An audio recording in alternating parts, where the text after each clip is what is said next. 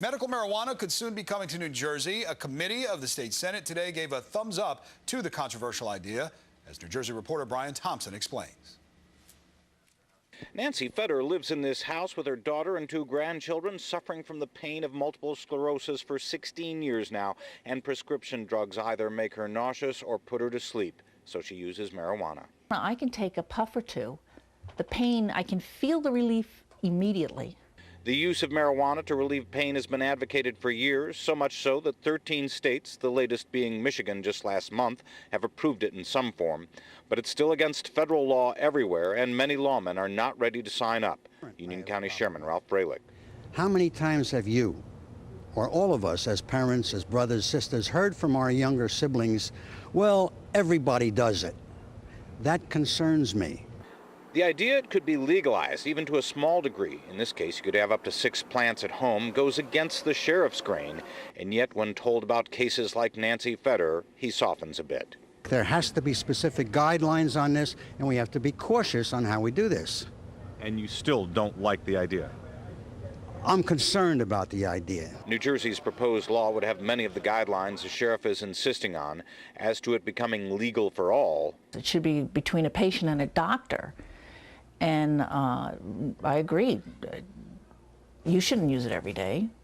The children certainly shouldn't use it every day. The win may be at the back of advocates, passing committee 6-1. Senate President Cody saying he'll let the full Senate vote on it early next year, though he's opposed to it. And now the governor's office telling me John Corzine will sign it into law if it passes the legislature. In Newark, Brian Thompson, News 4 New York. Well, New Jersey is one step closer to legalizing marijuana for medical use. Fox 5's Christine Persichetti explains.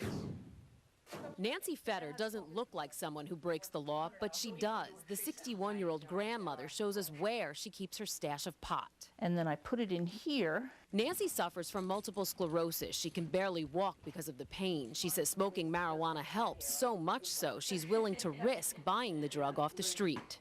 I think it's worth it because for the daily benefit I get from it, but I still am at risk every time I buy it. I'm actually at risk every time I use it.